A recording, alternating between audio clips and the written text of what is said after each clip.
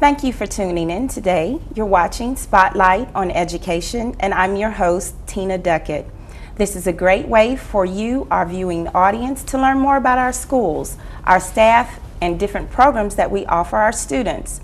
Joining me in the studio today is Lauren Wilson, and she is the principal at Callaway High School. Thank you, Ms. Lauren, for being here. Thank you. Good morning. Good morning.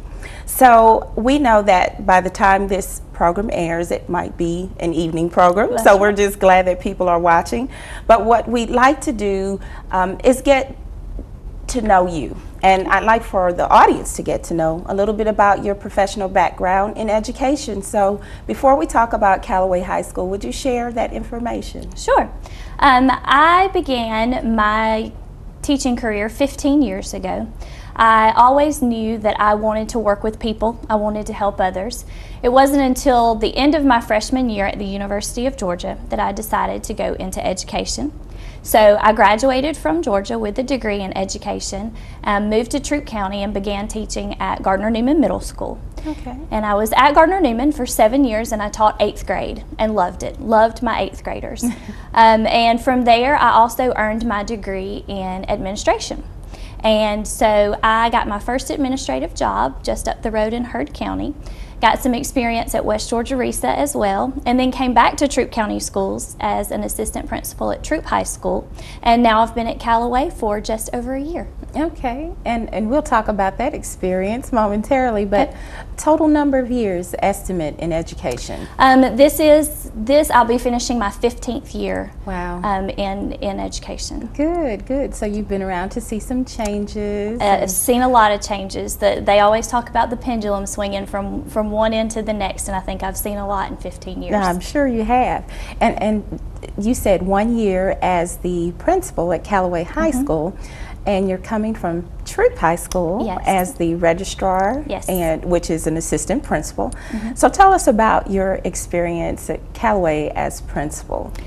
Well, you always feel like you are going to have positions that prepare you for the next level, and I certainly have had that opportunity in Troup County. But on February 1st of 2013, I was named principal at Callaway, and I have enjoyed every minute of it. I do feel like I've been given a great background and a lot of experiences, starting in the classroom and just with things that I was allowed to opportunities I was allowed to have as a classroom teacher and leadership, and then moving up into assistant principal and then now the principal's role. I enjoy working with students, I enjoy working with teachers, I enjoy working with parents and community members, and we have got a great support system at Callaway High School. And I know that you have a great team over there because I have an opportunity to visit the school sometime, and I certainly enjoy Callaway High School. So tell us about the staff and the number of faculty that it takes to operate your school. Okay. We have 63 certified staff members, and that includes 55 teachers. We have 4 administrators, which includes myself.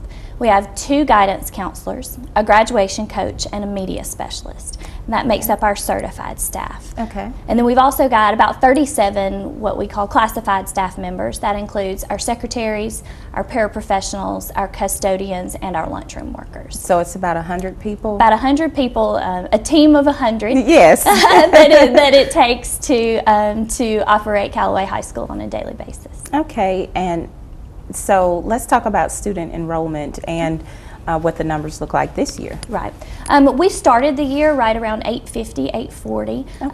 Just the other day I checked, and we've got 814 students, and that's not unusual to start the year with a little bit higher number than you have at this point in the year. So we've got a great size because of the number of students that we have and the number of teachers. We feel very much like a family at Callaway High School. Okay, good. And as a family, it's important that everyone's on the same page and moving in the same direction. So what is that direction? Well, the mission of Callaway High School is to provide a safe, caring, and rigorous learning environment to prepare our students for the 21st century. We want all of our students to graduate. That's the #1 goal of Callaway High School, is for every student to graduate and earn that high school diploma. And once they do that, we want them to be prepared to move on to the next step. And the next step is different for different students. It could be moving into college, it could be moving straight into the workforce, it could be going into the military, but whatever they choose to do once they leave Callaway High, we want them to be prepared to do so. Okay, and you mentioned one of the goals as you were just speaking now, which is to graduate. Absolutely. Most certainly.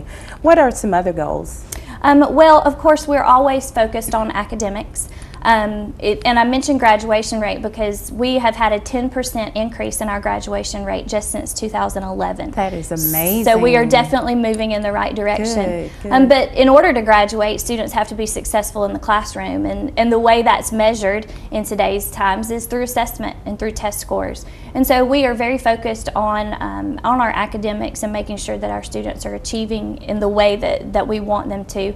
A couple of our highlights just from last year, we give 8 end-of-course tests every year, and those come up in the spring of each year. And so we really focus on students being successful in all classes, but those 8 end-of-course tests are very important. In our economics course last year, we had a 13% increase. Wow. And that's a senior course. So those are our seniors, again, getting ready to leave Callaway High and enter the next step of their life. And then we've also got an 85% pass rate in physical science, which we're very proud of. But our focus isn't just those 8 subjects. We're also making sure that students are taking advanced placement coursework, doing well in those courses, preparing them for college, taking those exams and earning college credit at the same time. We're very proud of our CTAE program and want students to also not just take academic classes but take career technical electives as well, because all of those things make a well-rounded student and are going to prepare them for the next steps in their lives. Okay, so you've had some great academic strides, it sounds like, especially with that graduation rate increasing 10 percentage points 10 percentage in just a few years. In just a couple of years. That's phenomenal. Yes. Okay, so what are some contributing factors to the success of your students in school? Well, I think probably the number one thing that we do is we work as a team. I mentioned earlier a team of 100, but every person, every adult in the building is focused on what's best for students. And one of the things that I'm very proud of is that we have what's called collaborative planning. So at a minimum of once a week, our teachers that teach like subjects plan together. They sit down and plan common lessons, they plan common assessments, and what it does is it maintains and makes sure that every student is getting the material that they need, but they're also being consistent in what they're teaching, they're being consistent in what they're assessing, so that it is preparing those students for those tests that come at the end of the year and contributing to our success. But I think that collaborative planning is a huge piece because it puts our teachers on the same page. Great, great. What other offerings do you have that contribute to the success? Well, we work, I mentioned the word collaboration, but it's not just teachers collaborating, but we also have a leadership team that works really well together, administratively as well as with our department chairs. We do a lot of data-driven decision making, and so we meet in various teams. While our teachers are planning collaboratively, our departments are also planning based on the data that they see in their department. Our school improvement team, which is leadership from all across the school, comes together and we plan as well, and we look at school level data, and we put things in place in our school improvement plan that directly tie to what our data shows us. So everything that we do at Callaway High School is very targeted, whether it be attendance, discipline, academics. It's all very targeted so that we know exactly what we need to work on and how we're going to be the best that we can be.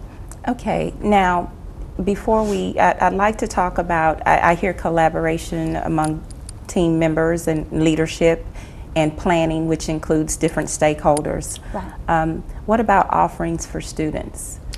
Well, we're very fortunate, not just in our academic offerings, but we have our foreign language offerings, we have our career technical offerings that I mentioned, we have fine arts and music and our visual arts, and probably one of the highlights of our offerings is our ROTC program.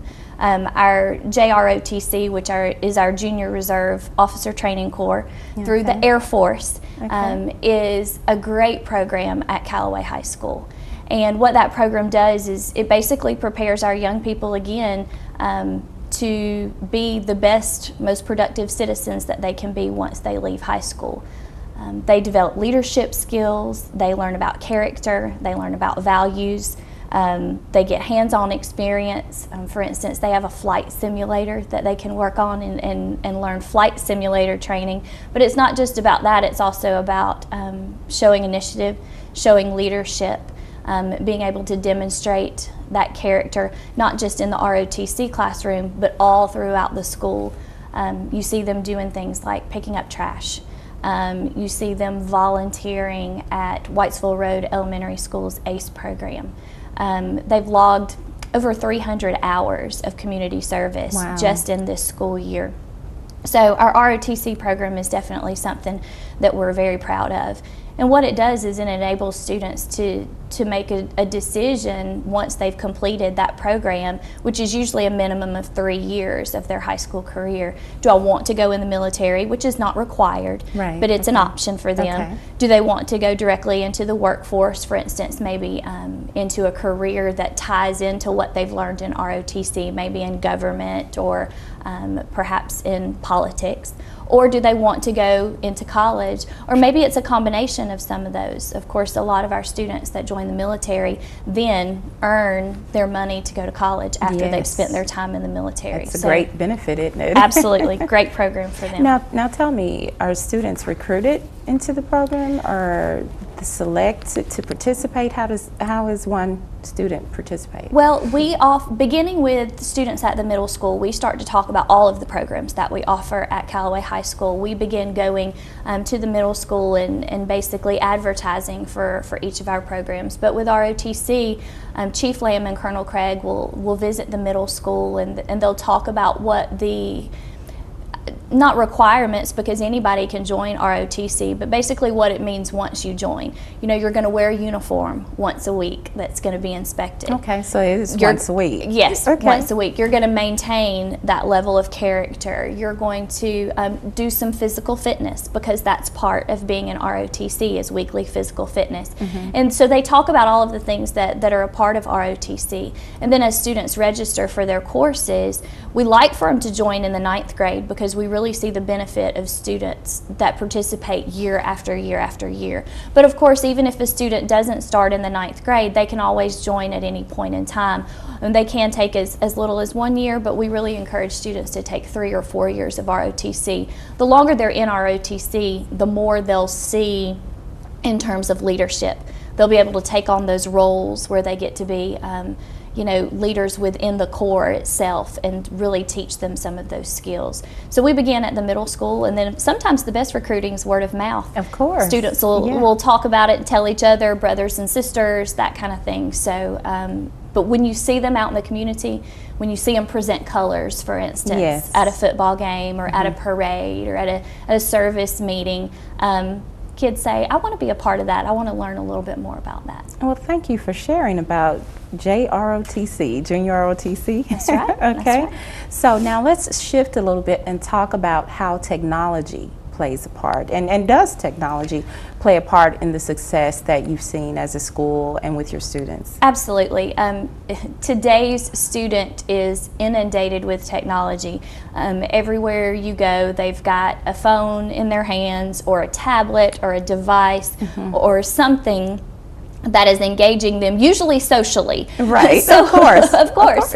So what we try to do is we try to kind of shift that and make it an instructional tool as well. We don't have all of the technology that we need, but we make do with what we have. We do have about 7 classrooms that do have Promethean boards, which are the interactive whiteboards that can be used with a projector.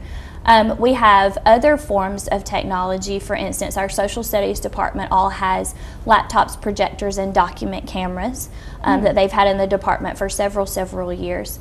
All of our teachers got new laptops over the summer. Oh, that was upgrades. The part of our system, upgrades in technology. So every teacher has a laptop that he or she can use in the classroom, but also can take home and do lesson plans and design tests and create lessons. So the hardware is coming, and we make the use of what the students have. of course, don't sit and talk and text and get on Facebook during class. But for instance, I had a teacher tell me just the other day that instead of having the students handwrite their notes on a piece of paper, she had them type them into their phones and then email them to her to show her that they had done their notes. Oh, and wow. she said they were just steady going with those thumbs, typing in their notes into their phones, plus they had them right there to use when they needed to. One of the most exciting things that we've been doing with technology here recently is flipping the classroom. Oh, that sounds interesting. Tell us about that. It doesn't mean that we turn the desk upside down, but what it does mean is the traditional way of thinking of the classroom is that the teacher teaches and delivers instruction, and then the students go home and do the work, what we consider homework or practice. Well, the concept of flipping the classroom reverses those roles. And so what happens is the students get the instruction at home. And the way they do that is through the use of video. So the teacher, either during her planning or after school, will videotape herself doing what she used to do in front of the students, working out problems on the board, explaining things, pointing out pages in the book, and she'll videotape that lecture for about 15 or 20 minutes. She'll upload it to her website, or she'll send out a QR code for students to scan with their phone. So at home, instead of working problems, students watch the lecture, and they take their own notes. The good thing is, if they get stuck, they can rewind it. If they need to hear something again, they can rewind That's it. great. Or if they think, well, I already know how to do this, they can possibly fast forward it. And then when they get into the classroom the next day, that's when they're doing the work. What they normally would have done at home, practice problems, they come to school and do those in class. That way the teacher is there to help clear up any misconceptions and work with the students, sometimes individually or in small groups, on things that they may be struggling with, rather than sending them home with 10 problems to do and them not knowing if they get stuck, there's no help. So it's the concept of flipping the classroom and using that technology to do so. And this is the first year of doing that, or first semester of doing that? It's really the first semester that we've targeted it. Okay. There have been pockets of it here and there, and you've heard a lot about it in educational research lately. And you also hear of schools doing it with what they call bring your own technology. Yes. But we have 2 math teachers that work together because they only have one Promethean board, and so they take turns. And it's not something they do every day, but about 2 to 3 times a week, they'll film themselves using the Promethean board, and then they'll do their flipped classroom a couple of times a week. And what students have found is that it's much more engaging for them, because while they are working out the problems and doing their practice, the teacher is right there to help them. Yes. Or even fellow students, whereas the concept of homework has always been an individual thing done at home by yourself. Now it gives them the opportunity to learn from each other. So we do have 2 of our teachers that are doing it on a regular basis. And now that other teachers have heard about it, they're kind of wanting to get in on the action as well and say, tell me a little bit about how this works. So. Well, I think that's great. I think that's great, and I appreciate the concept of the homework now is the lecture, Right. and then you do the problems once you get into school, and then there's that hands-on assistance. Absolutely. And like you said, you can repeat the instructions, Go back look and at the listen to it again. examples again. So that's really great. And let's talk a little bit quickly about ebooks. Yes, last year our media specialist wrote a grant and received some funding to purchase some ebooks. And so again, it's kind of moving away from the traditional, you walk into the media center, you take a book off the shelf and you carry it up front and check it out. But what this does is it has created us a virtual bookshelf. And so our students can go online to our website and to the media center, and they can check out books electronically. And basically it means that the media center is open 24/7, because instead of just having to be at school and checking out a book, they could be sitting at home with their computer, go online, check the book out, and then they read it on their own device, whether it be their laptop or their phone. They can download it, read it. Once they're done, they check it back in electronically. And we've got everything from novels, we've got some professional catalogs for teachers to check out, we've got study guides such as SAT and ACT prep. Wow. So Good. a wide variety. And another thing that it does is some titles allow you unlimited versions of it. So And what would be an example of that? So an example, if you and I both want to read the same book, what might happen is if I went previously and checked it out and you wanted it but it's not there. Well, on ebooks, sometimes you can get 5 of the same book, 10, or unlimited. So you and I could potentially read the same book at the same time if we both checked it out virtually on our ebook shelf rather than physically checking out the book. Good. Greater access. Absolutely. And more opportunities. More opportunities. That is wonderful. Now, I understand that there are some impressive results in the athletic department, and we only have a couple of minutes here left, but let's talk about what's been happening with Callaway High School athletics. Well, it has been the year of the C, I'll tell you, and as our students affectionately call it, Seaway. But we have had a great year so far in athletics, and it's still going. Our softball team made it to the state playoffs. Wow. Our football team was region champs and had their best record ever, 12-2, making it to the state semifinals. Girls basketball made it to state playoffs. Boys basketball made it to the state semifinals. And so we've just had a great year. We had a wrestler finish 3rd in the state. And so we really are proud of everything that Callaway Athletics has accomplished this year. And we're still going. We've still got 5 sports left that we're playing: baseball, soccer, track, tennis, golf. You name it, we're working on it. So we're in full spring sports mode as well right now. Well, congratulations. Thank you so much. Talk a little bit about that new multi-purpose facility. Yes, if you drive out our way, out Whitfield Road, you might notice that there's a little construction zone going on out there. But thanks to the Troup County voters and the passing of our last East Blast, we have been able to design and construct a new multi-purpose athletic facility. Wow. And it is going to be state-of-the-art. Long time coming. Long time coming, very excited. Indoor practice facility, batting cages, locker rooms, offices, a concession stand, you name it, and it's going to have it. And so we're very excited, and we're hoping to have it open by the end of school. Oh, So, really? Yes, This year? that's the goal, is by the end of May to be able to Wow, I've got to come back out you'll there have and to. take a look at it. Absolutely. Okay, well, there's in our county and our high schools in particular offer dual enrollment. And I know this is a shift from athletics, but I think it would help our audience a little bit just to talk about it so that there's understanding about dual enrollment. Sure. And you all offer that program for students. So what is dual enrollment? Dual enrollment is an opportunity for juniors or seniors in high school to earn dual credit, hence the name dual enrollment. And what students do is they take either a combination of high school courses and college courses, or some of our students are full-time college students, but it's dual because they earn credit at both the high school level as well as the college level. So it gives those students who are ready a jump start on their college education and allows them to finish up high school while also starting into their college. They may take an English class, they may take a math class.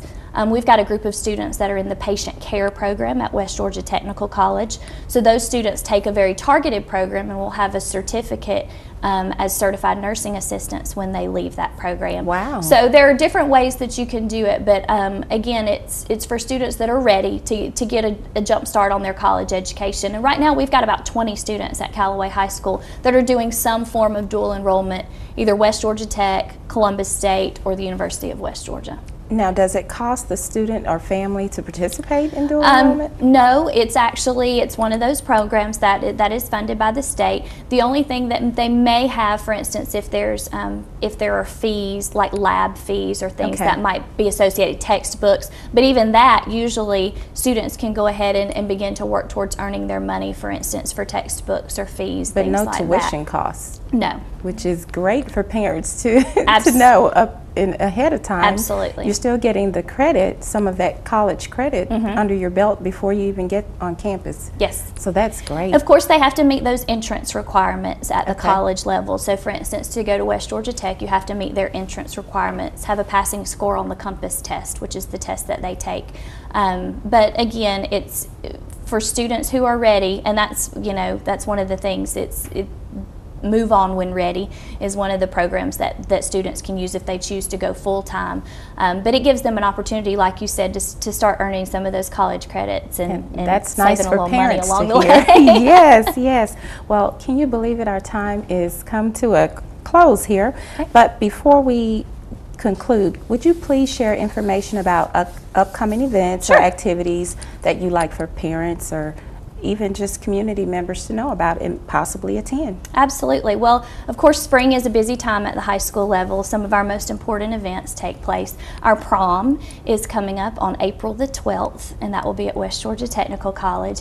And we've also got our football banquet on Sunday, April the 13th at 2 o'clock. And we're very excited that Auburn head football coach Gus Malzahn will be our keynote speaker at our football banquet. So if Wow. anyone's interested in coming, you can contact our athletic office about how you can be a part of that. Of course, we've got all those tests that I mentioned earlier coming up in May. May is our testing season. And then graduation. What's more important than graduation? Coming up on Saturday, May 23rd at 8 p.m. at Callaway Stadium. Okay. Well, thank you again so much Thank you so much for joining having me me. today. And would you share your contact information? Sure. If anybody would like to visit us at Callaway High School, you most certainly can do so. You can contact my secretary at 706-845-2070 to set up an appointment, or you can visit our website, which you can access through Troup County Schools website at www.troup.org. Look for the link to schools and you'll see Callaway High School. Again, thank you, Ms. Lauren Wilson, Thank you, Ms. Principal Duckett. at Callaway High School.